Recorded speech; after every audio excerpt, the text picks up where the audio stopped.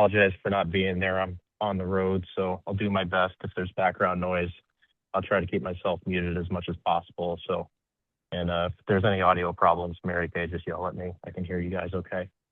All right, so we're going to call the meeting to order.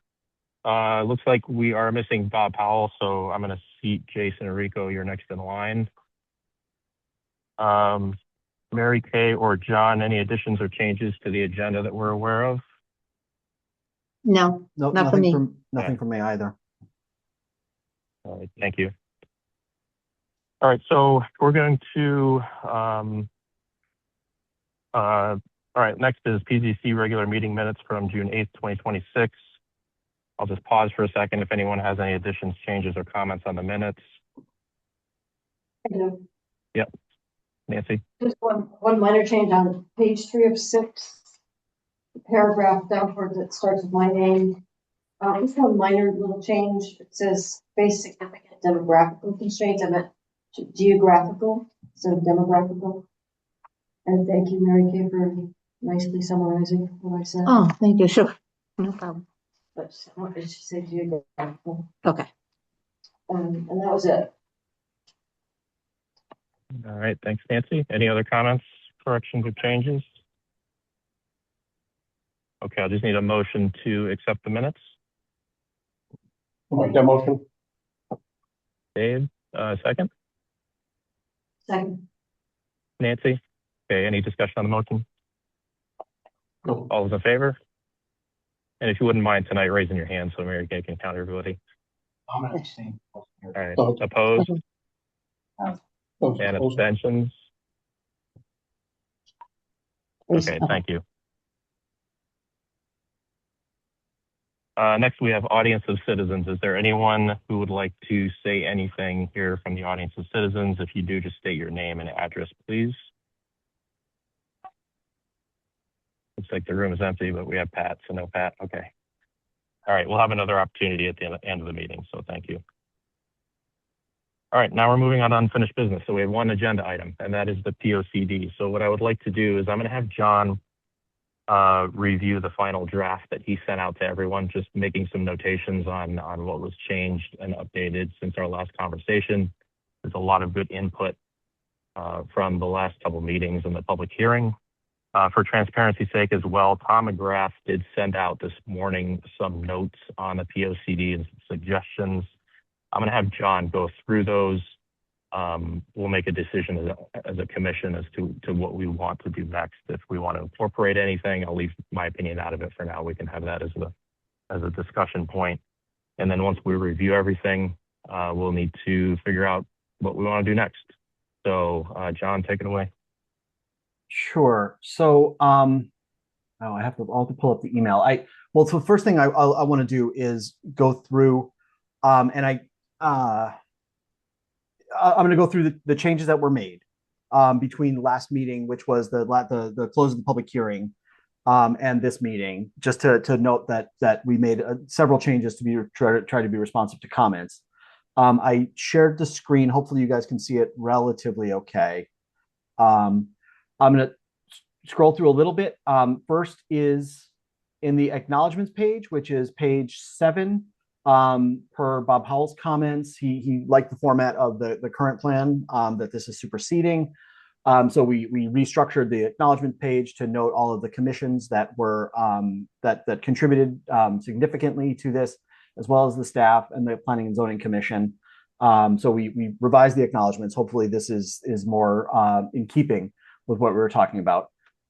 There were a number of comments from that Tom McGrath had submitted prior to the close of the public hearing that we did incorporate, particularly in being more specific about treating monopond in terms of its conservation importance and maintenance responsibilities, maintaining its status of clear of invasives as much as possible, etc., on par with Columbia Lake. So there were a number of references added to Monopond State Park and the water quality and maintenance of Monopond.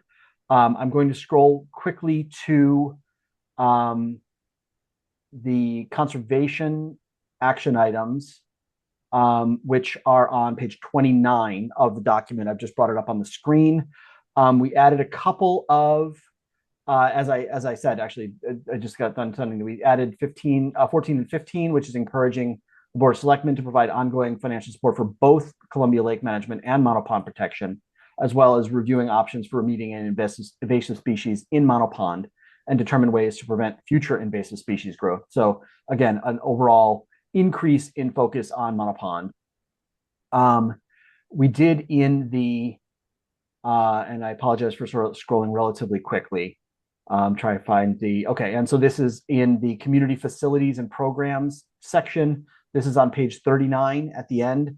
Based on comments made during the public hearing, we added ensuring adequate funding for the library to continue for a wide range of resources to the community, and establishing a bipartisan committee, including various stakeholders, to explore regionalization of schools. And so we increased our attention on the fact of a shrinking school population and the idea of regionalization for efficiencies and continued high service to our students.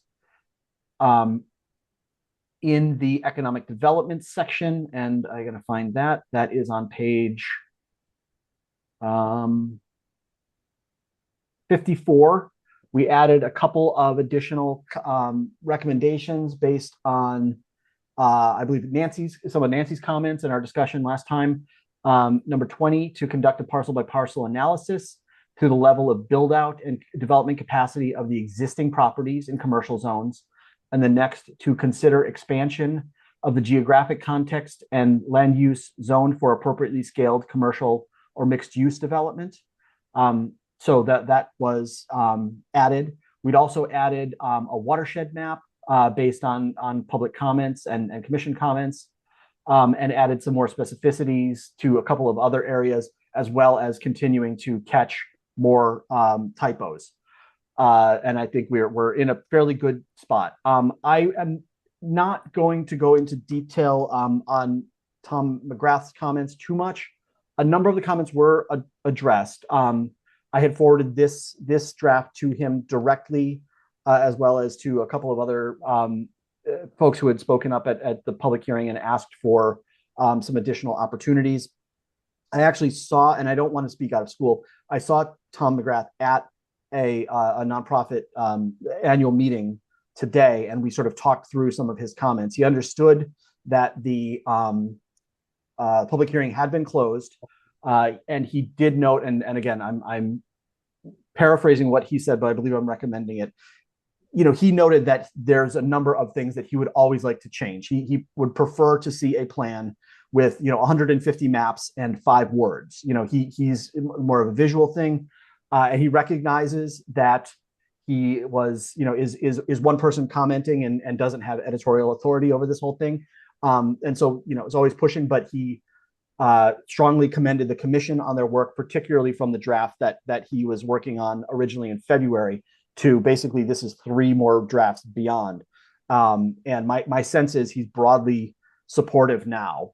But if there is something specific, and I would actually look to Nick, not to put Nick on the spot, but as someone who is sort of carrying forward the message from the conservation end of things, if there was anything specific that would, that is fundamentally missing from this plan. I think a lot of the details, Tom also mentioned he'd like to see more of the equine facilities mentioned by name in this, and things that are sort of editorial taste things, which frankly,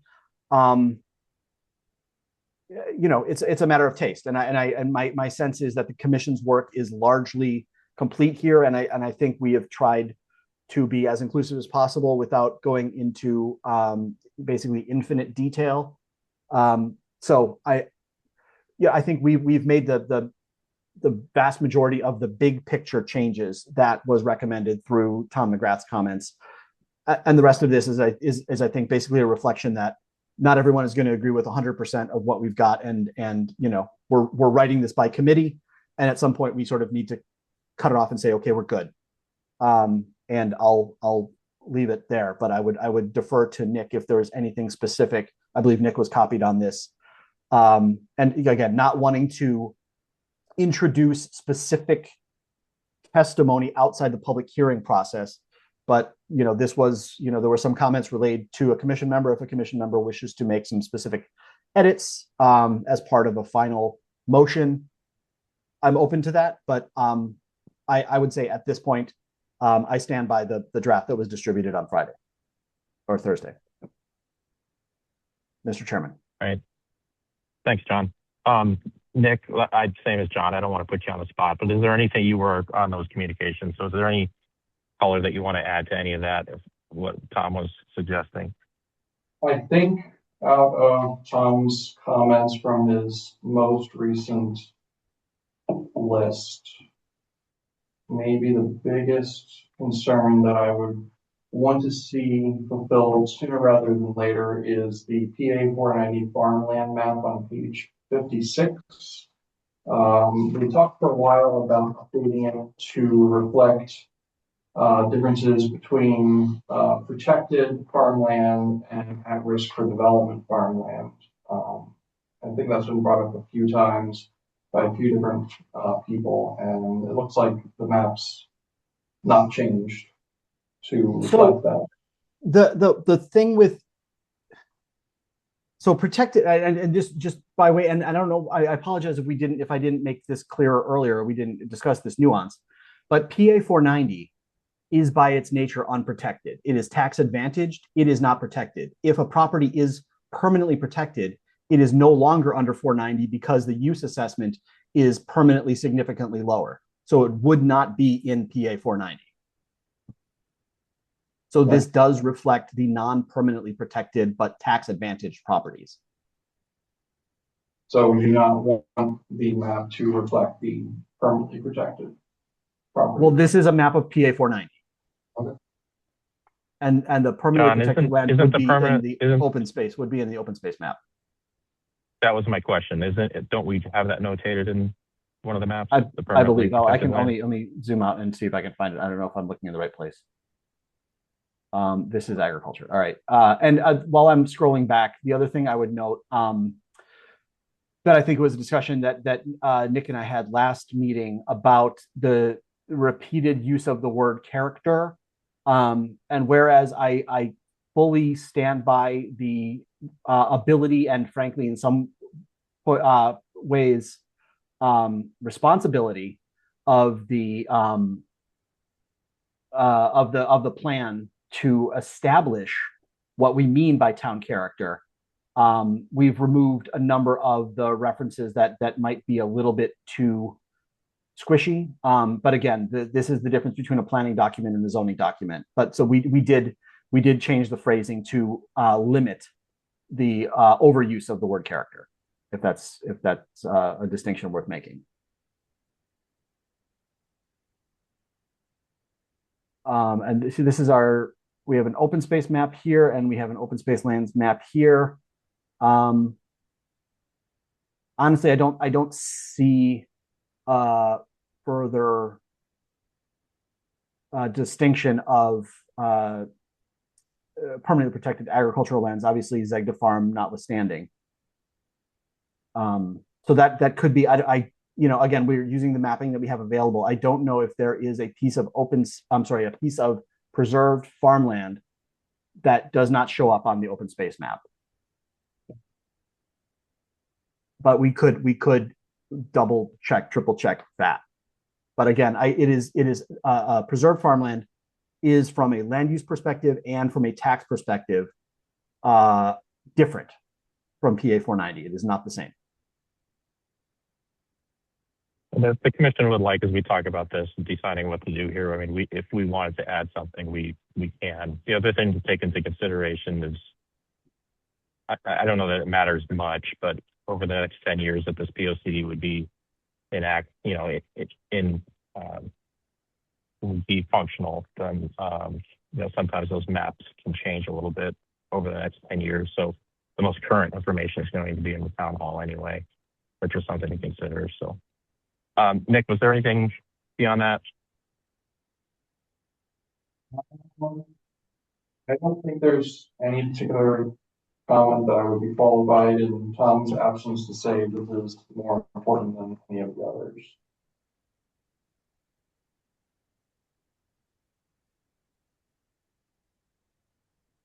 Sorry, I had a hard time hearing you. Sorry, I said that, I don't think in Tom's absence, I didn't speak to any of these being more important to incorporate into the current version than others. Does not say that they aren't, but if they've been reviewed and changes have been made accordingly, then that's what it is. And as a comment. All right, perfect. Thank you. All right, I'll open it up to anyone here. I can give you my opinion after, but does anyone have any comments on next steps, And, thoughts on the final draft? Justin and Dunick sent a message, PA 490 map is not correct. I don't know if you can see that on the screen or not, but Well, Mr. Chairman, I obviously it's not a public hearing, but could we get clarification beyond it's not correct? Can I ask a question? Because, okay. If there's a better, more updated map that we could swap out, that's a super easy change. I just don't have access to it. Like saying it's not correct is not that useful to me if we don't have what's not correct about it. So this is the best. I'm sorry. Jason, go ahead. This is the best map that the town hall could provide on 490, John. I'm not, it's not a dig, I'm just asking a question. Yeah, that's well, this is the data that was I mean, yes, this is the best data that we were able to get from town hall and the GIS system. Okay. Yeah, the map's not dated. I know, and it says at the bottom of the map, it says this map is for planning purposes only. So obviously, like, well, you look at this and you see that there's missing parcels. Yes. So I mean, This is the thing that we didn't bring up. Right. 2.5 months. I know. It's just the limitations of whatever map the town hall uses. I'll talk to the assessor one more time. And that's just a swap out. We'll take out the map on page 56. We'll swap in the most recent one. We can do that. Yeah, my only comment would be if we pass this tonight and we move it forward, we'll just make sure that we check for the latest maps, which again is a challenge of making sure that we have the right information, most current information. So John, I would assume that that's, as you just said, it's a pretty easy thing to check and make sure that it's correct. Yeah. Are there any other comments from the commission? I have two. Sorry. Is it really true on page 46? Is it really true that the key employers in Columbia are at an Andover Elementary School and Benjamin Franklin Farming? What about Columbia Manufacturing? No, that's no, that's Andover. I think that's from Andover. Is that correct? That is Andover. That is Okay. Andover. That's the wrong paste. Oh, geez. Very good. Very good catch. Yikes. Good catch, Jason. Is there anything that should be in the place of that, John, or is it just a matter of removing it? Yeah, no. It's from the advanced CT town profile. We'll swap that out. I assume we just had them sitting next to each other and grabbed the wrong one. I apologize. Yeah. If you want, actually, while we're talking, I'll bring it up so you can just see the major employers and we'll swap it out. Boy, Okay. good That catch. Yep. Jason, did you have another point? And I have one more. It was on page 36, and this is really minor. It lists at the table, lists the school enrollment and graduation rate. And I'm pretty sure the 953 for E.O. Smith High School is supposed to be bumped one column over, and it's supposed to say 12 in the available grades. Yeah. But that's just a minor thing. Yeah. All right. Table. All right. Hold on.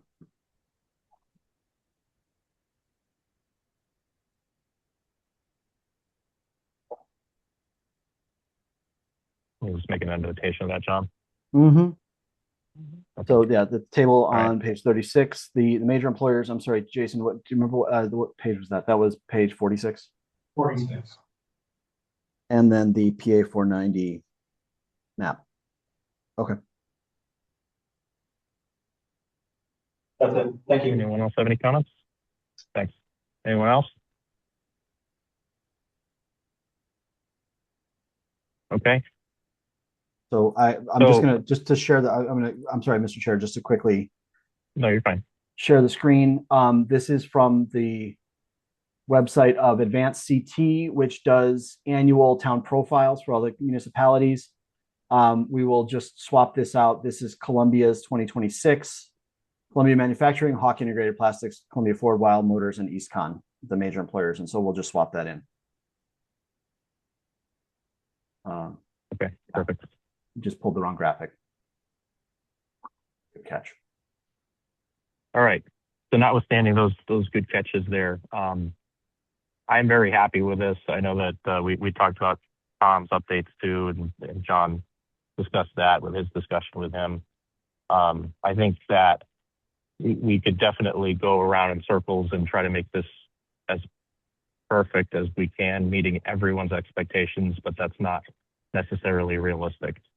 So I think with what we have and the few key items here that were just identified that we can address, I would be happy entertaining a motion to accept the POCD with those minor adjustments and kind of wrap this up. But I don't know if anyone else agrees or disagrees, so feel free to tell me. You got a motion? I didn't make a motion, but if someone would like to make a motion, go ahead. No, I asked if, was that a motion on your part? No, I'll make a motion. but I'll make a motion if someone else. Okay, go ahead. Go ahead, Rick. I'll make a motion that we accept the plan of conservation. The plan of conservation and development document as amended by our discussion this evening. I'll second it. Okay, we have a second. It's Dave. Dave seconded that. So is there any discussion on the motion? All right, all those in favor of the motion, raise your hand or say aye. And opposed? And abstained. All right, I think that passed from what I can see from Dulles, Virginia. So appreciate everyone on this, John, and everyone else in the community, the commission, as smooth of a process, I think, as we can do with such a big document. So really, really nice job, everyone. And to be all proud of getting this across the finish line and before its deadline of June 27th. So nice job, everyone. You guys All have right, yourself a let's plan. move on to- Congratulations. Yeah, thank you. Thanks, everyone. All right, we'll move on to new business, which there is none. Regulation revisions, there is no updates on that. Unfortunately, I apologize to the group. I had to cancel our last subcommittee meeting, but our next subcommittee meeting will be on July 21st. So we'll make sure that we plan to do that. I know that John has some state mandated items that we're eventually going to need to get changed in the regulations. So we'll be working on that as well. Any communications and reports, John?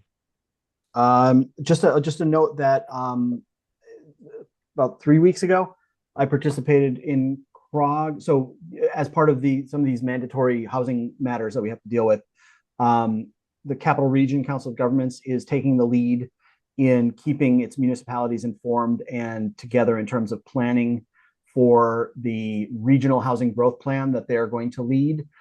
They convened a meeting of basically all of the region's planners or lead planning staff. We all convened in Hartford to kind of talk about the process. We're still, months and years out from where the rubber's going to hit the road, but we kind of started talking about the process and started talking about coordination efforts.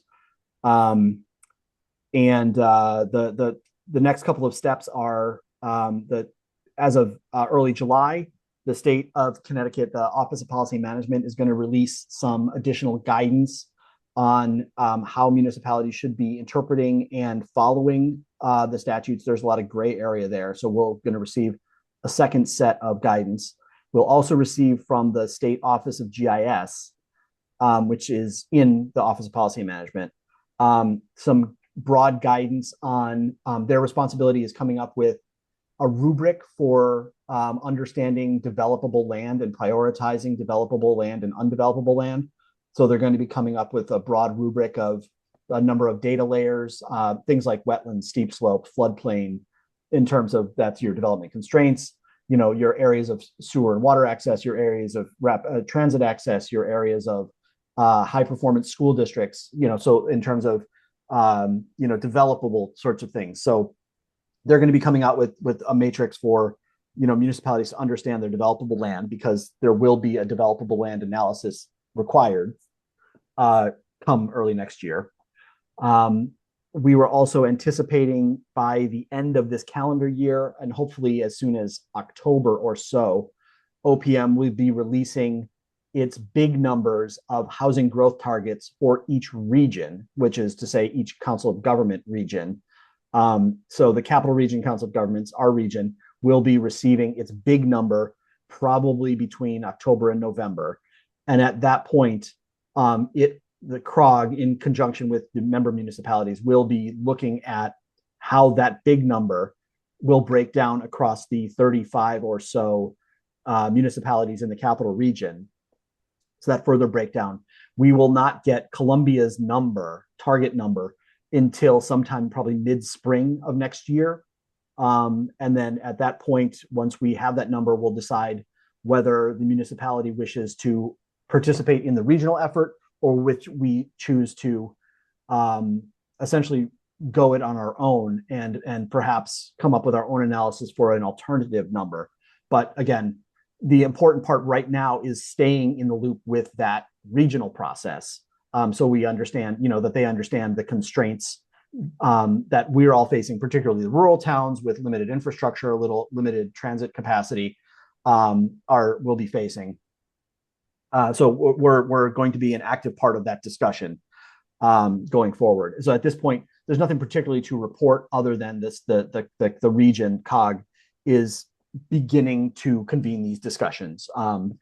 And Nancy, I don't know if you participated in the regional planning commission meeting. There may have been some discussions there, and also I'll turn it to you.